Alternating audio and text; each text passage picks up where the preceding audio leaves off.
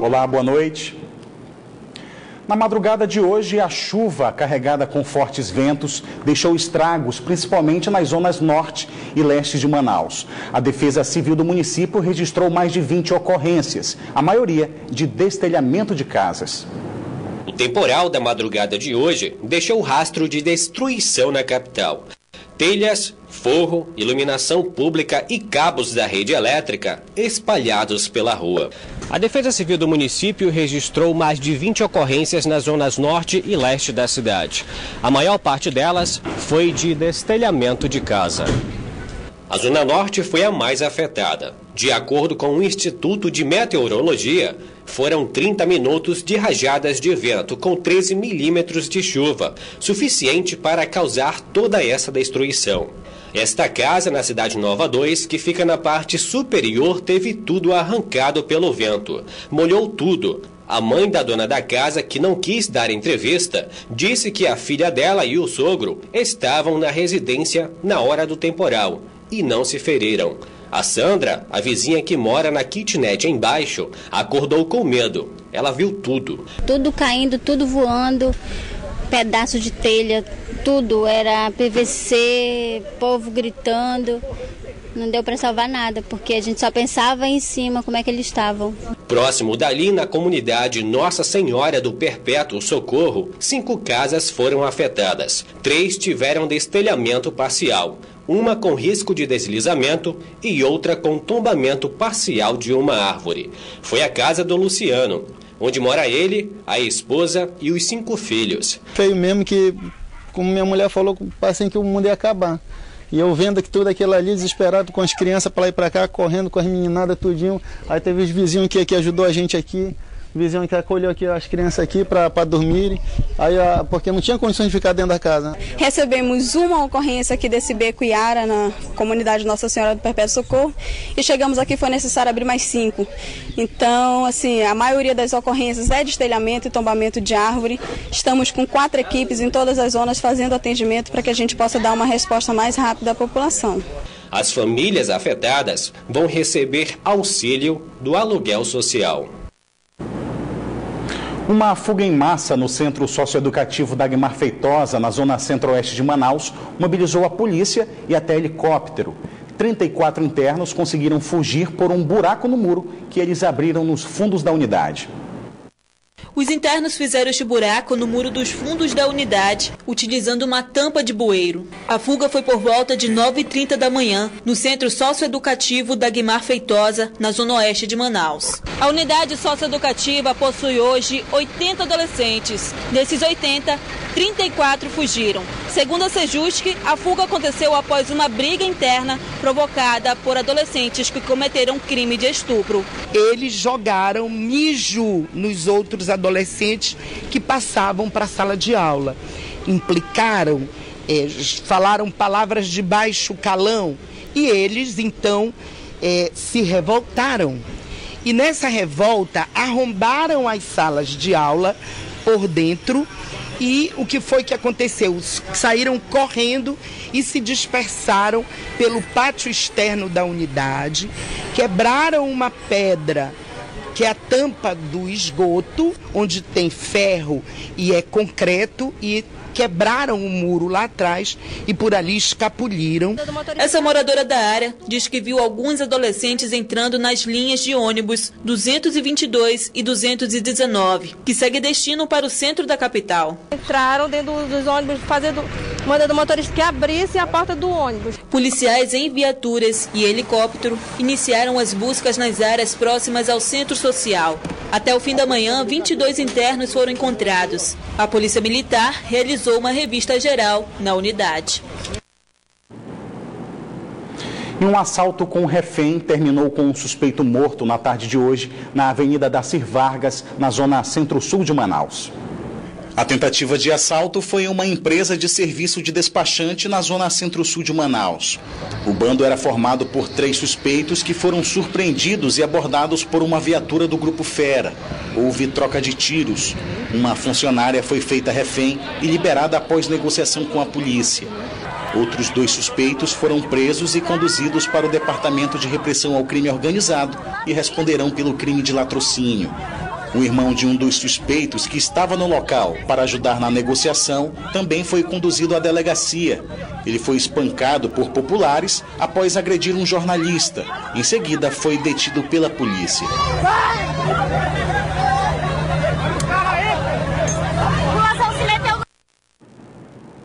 Eleições 2017 e o resultado da apuração parece que não surpreendeu os eleitores neste pleito suplementar. Os ex-governadores Amazonino Mendes e Eduardo Braga vão disputar o segundo turno no dia 27 de agosto. Na manhã de hoje, o resultado da eleição suplementar repercutiu nas rodas de conversa entre os jovens, adultos e mais experientes. Eu, pelo menos, não fui a favor porque eles já tiveram oportunidade de fazer alguma coisa por Manaus e não fizeram. Então, não é dessa vez, pelo menos pela minha opinião, que eles vão fazer. Este cientista social analisa que o resultado é um reflexo do cenário político. Sempre os mesmos grupos disputam pelo poder. Embora nós tenhamos um grande número de candidatos nessa eleição suplementar, a grande maioria já está aí, né? E dominando o cenário político há mais de 3 décadas. Nessa eleição suplementar, 2.300.000 eleitores foram aptos a exercer seu voto. Só que quase 570.000 optaram em não votar, o que representa 24,35% do total do eleitorado, a maior abstenção dos últimos 20 anos. Eu vejo isso mais como um protesto, sabe? De as pessoas não aceitarem mais essa coisa que está acontecendo toda na nossa política, e aí elas não foram votar simplesmente. Se eu pudesse também, não iria votar. Mas eu sei que isso acarreta muitos problemas depois no futuro, então é melhor ir lá e votar. Os mais velhos não se surpreenderam tanto com o resultado. Deveríamos colocar pessoas novas, com novas ideias, com novos projetos, né, para a nossa cidade, nossa capital, que também tá carente, né, nas saúde, educação, segurança. Então está precisando de ideias novas. Raposas velhas, entendeu? Então são pessoas que já vêm fazendo de cargos públicos uma maneira de se autoajudar. O eleitor entende que os candidatos, a classe política, atuam em benefício próprio, né? Eles estão colocando em primeiro lugar os interesses particulares e específicos e não o interesse da população em geral. Então isso é significativo no estado do Amazonas. Mas o eleitor vai ter que voltar às urnas no dia 27 de agosto para escolher um dos 2 candidatos que vão disputar o cargo do Executivo Estadual no segundo turno. E o que se esperar do futuro governador Tampão? O importante é que eles cumpram o que eles vêm prometendo, apenas isso. A gente precisa de mudanças rápidas do governo do Amazonas. Ele está necessitando bastante de que alguém realmente agilize tudo e coloque as coisas de volta no lugar. E, acima de tudo, dessa guerra política entre eles, o importante agora é a gente pensar no nosso estado e melhorar o que está acontecendo. O eleitor ele tem que votar pensando no futuro do Amazonas, né? No que esses candidatos têm a oferecer em termos da manutenção dos serviços públicos. Assim que a votação do pleito suplementar foi encerrada em todo o Amazonas, às 6 horas da noite deste domingo, no horário de Manaus, a Justiça Eleitoral iniciou o processo de divulgação dos resultados que logo confirmaram o segundo turno. A apuração tinha mal começado e já mostrava Amazonino Mendes, do PDT, na frente. Em segundo colocado aparecia Eduardo Braga, do PMDB, seguido de Rebeca Garcia, do PP, e José Ricardo, do PT. Após 1h30 de apuração, com 99% das urnas apuradas, já mostrava que a eleição suplementar seria definida no segundo turno. Amazonino Mendes, do PDT, fechou a votação com 38,77% dos votos válidos e Eduardo Braga, do PMDB, com 25,36% dos votos. De acordo com os números oficiais do Tribunal Regional Eleitoral do Amazonas, 1.727.000 eleitores foram às urnas votar nesse domingo. O que chama a atenção é a quantidade de abstenções nesta eleição suplementar. Mais de 500.000 eleitores deixaram de ir às urnas, mas segundo o TRE, esse número está dentro da margem esperada. Eu penso que ela está dentro da normalidade, dentro do da média nacional. E no interior do Amazonas a dificuldade de deslocamento é muito grande dessas pessoas. Daí, infelizmente, não chegaram os recursos necessários para que eles pudessem se deslocar. O setor de tecnologia da informação do TRE já tem planejamento montado para o segundo turno. No caso, como vai acontecer agora, as urnas retornam aos municípios polo, daqueles 14, passam por um novo processo de troca para poder funcionar, receber a votação do segundo turno e novamente vão aos municípios aguardando a segunda votação, segundo turno. E o Tribunal Regional Eleitoral do Amazonas considerou esta eleição tranquila. Apenas 17 urnas eletrônicas apresentaram problemas e o pleito seguiu sem muitos percalços. Moradores dos 62 municípios do estado foram às urnas na eleição suplementar. Olha, é inusitado. Realmente eu também não esperava por isso, mas as decisões da justiça são que ser cumpridas, não que ser discutidas. E como houve uma decisão para haver uma nova eleição direta, então estamos aqui cumprindo o dever. A eleição extraordinária para governo no Amazonas é inédita no país e ocorre devido à cassação do ex-governador José Melo, do PROS, e do vice Henrique Oliveira, do Solidariedade, por compra de votos nas eleições de 2014. Uma decisão recente do ministro do Supremo Tribunal Federal, Ricardo Lewandowski, prevê que a diplomação do candidato eleito no pleito só deve ocorrer após o julgamento de embargos de declaração no Tribunal Superior Eleitoral sobre a cassação do ex-governador do Amazonas e do vice. De acordo com o Comando Militar da Amazônia, só do Exército foram 3.700 homens mobilizados. A aeronave saindo daqui de Manaus e atendendo todas aquelas comunidades mais longínquas, que é impossível se chegar por estrada e demoraria muito se chegar por embarcação. O presidente do TSE, ministro Gilmar Mendes, esteve na capital amazonense para acompanhar a votação. Sem dúvida nenhuma, eu acho que aqui não vai nenhum exagero. Nós temos, talvez, em termos de logística, no estado do Amazonas, as eleições mais difíceis do Brasil. Junção de aviões, helicópteros, barcos, trazer as comunidades para que venham votar, levar essas urnas eletrônicas a locais longínquos. Nós deixamos de medir as distâncias em horas, mas falamos de dias, né, de deslocamento, e tudo isso exige um trabalho realmente muito efetivo, muito profícuo. O mandato tampão do governador eleito será de pouco mais de um ano. O segundo turno da eleição para o governo está marcado para o dia 27 deste mês. E agora vamos conferir a previsão do tempo para esta terça-feira em Manaus e em alguns municípios do interior do estado. Em Manaus, a previsão é de sol entre nuvens. As temperaturas variam entre 25 e 33 graus.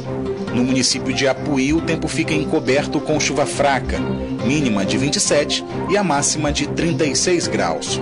Em Atalaia do Norte, a previsão é de muitas nuvens com pouca chuva, mínima de 25 e a máxima 32 graus. E em Codajás, o tempo fica ensolarado. As temperaturas variam entre 26 e 34 graus. Voltamos a falar de eleições porque logo após a apuração, os candidatos convocaram os jornalistas para pronunciamento. O primeiro a falar foi o senador Eduardo Braga, do PMDB. Logo após a definição do resultado que indicou o segundo turno na eleição suplementar, o candidato ao governo do Amazonas pelo PMDB, senador Eduardo Braga, participou de uma coletiva de imprensa junto ao candidato a vice Marcelo Ramos, do PR. Durante o discurso, Braga partiu para o ataque contra Amazonino Mendes, do PDT, primeiro colocado no primeiro turno da eleição suplementar determinada pela Justiça. Engraçado que eu vejo determinados setores da imprensa perguntarem tanto sobre a aliança minha e do Marcelo, que foi um avanço de amadurecimento, um esforço de humildade de ambas as partes, etc., mas não se questiona a aliança da turma do Melo em torno do Amazonino. É com gestão, é com pulso firme, é com energia que nós esperamos poder fazer o que estamos dizendo que vamos fazer. E da outra vez que eu fui governador, o povo viu, nós fizemos. E se a gente comparar o que nós fizemos nos nossos quase 8 anos com os 12 anos do candidato amazonino, vocês vão ver que nós fizemos muito mais com muito menos tempo. O candidato do PMDB afirmou que vai buscar apoio para conquistar principalmente os eleitores da capital. Ele foi ao segundo turno graças aos eleitores do interior. Acho que nós precisamos conversar com os candidatos, conversar com as lideranças, mas precisamos, acima de tudo, conversar com o povo, com o eleitor. O eleitor precisa tomar a sua decisão e conhecer as duas propostas. As duas propostas são muito distintas. Um acha que o Amazonas tem tempo para arrumar a casa, o outro acha que o Amazonas tem tempo para arrumar a vida do povo do Amazonas. E o candidato Amazonino Mendes do PDT também falou com a imprensa após o resultado do pleito. Ao lado do candidato a vice, Bosco Saraiva, do PSDB, Amazonino Mendes recebeu a imprensa no comitê de campanha na zona centro-oeste de Manaus. No discurso, o candidato disse que sua ida para o segundo turno da eleição suplementar representa a vontade soberana do povo. Amazonino aproveitou a oportunidade para agradecer os mais de 500 mil de votos. Foi uma vitória realmente maiúscula, bonita, linda, maravilhosa, uma vitória que eu diria que é típica do povo amazonense. Valeu, gente. Muito obrigado. Amazonino Mendes disse que vai se empenhar para sair vencedor dessa eleição suplementar. O candidato também comentou um número alto de abstenções e disse que o eleitor ainda vai ter tempo para decidir e diminuir o número de abstenções.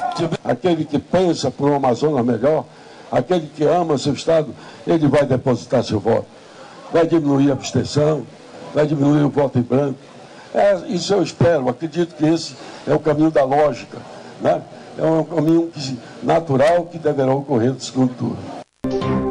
E o resultado do primeiro turno das eleições também foi destaque na Câmara Municipal de Manaus. Por lá, 3 vereadores estavam envolvidos no pleito.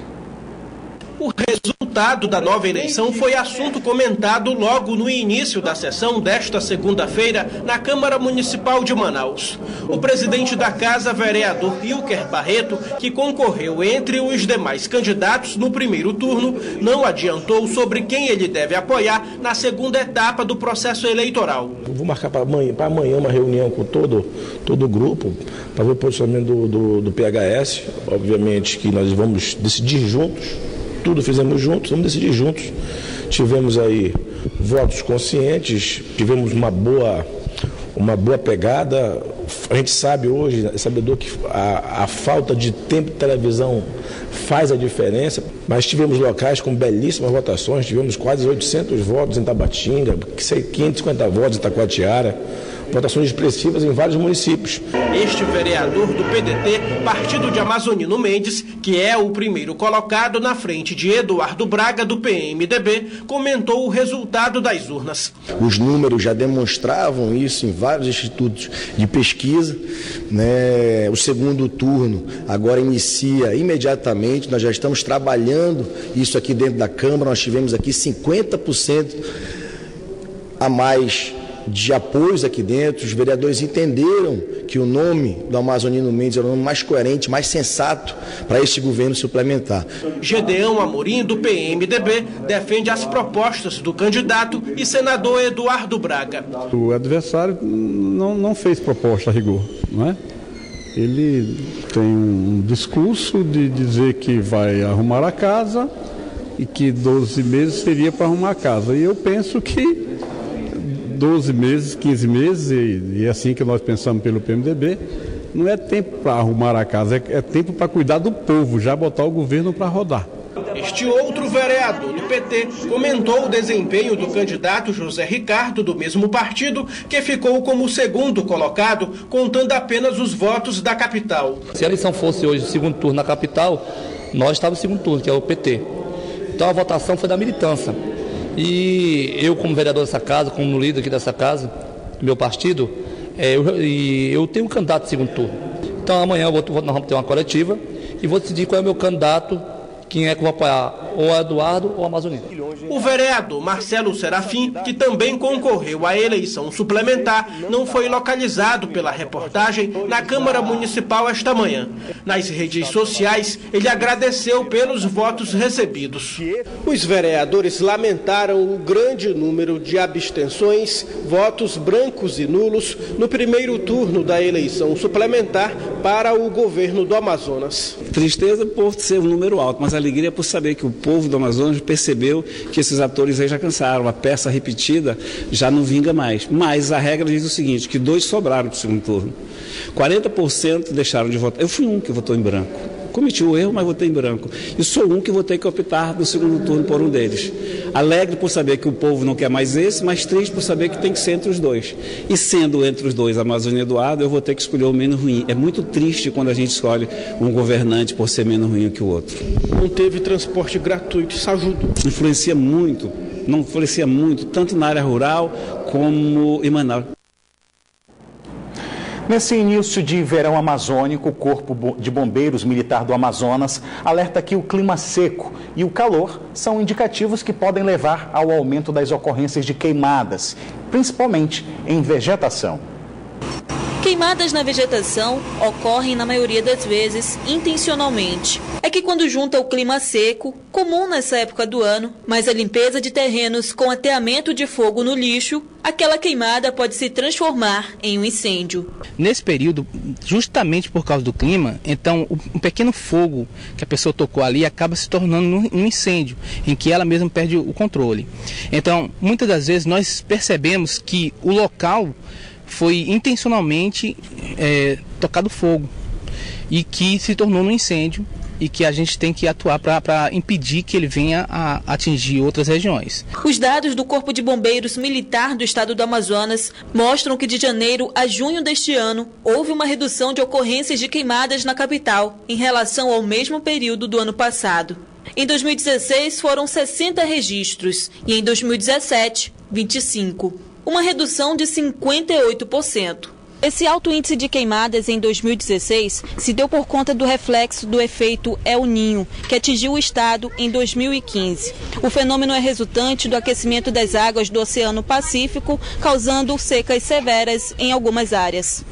Mas ainda segundo o Comando de Bombeiros, para o segundo semestre de 2017, pode haver um indicativo de aumento das ocorrências de queimadas em relação ao mesmo período de 2016. Quando você compara esse primeiro semestre, que não teve a influência do El Niño, com o primeiro semestre de 2016, que teve a influência do El Niño, então você vê que em 2016 nós tivemos uma maior quantidade de ocorrência, tanto de atendimento quanto de focos de incêndio.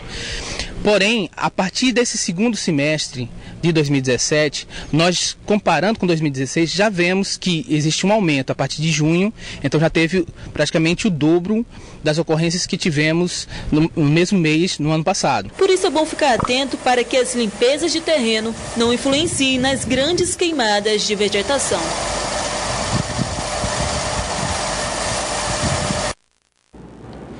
O Band Cidade fica por aqui, mas continua na internet, onde você pode acompanhar outras notícias nas redes sociais, Facebook e Twitter da Band Amazonas. E para rever nossas reportagens, acesse o canal da Band Amazonas no site youtube.com. Você também pode enviar sugestão de reportagens para o nosso WhatsApp. O número é o 99205-1478. Fique agora com as principais notícias do dia no Brasil e no mundo com o Jornal da Band. Uma boa noite para você e até amanhã.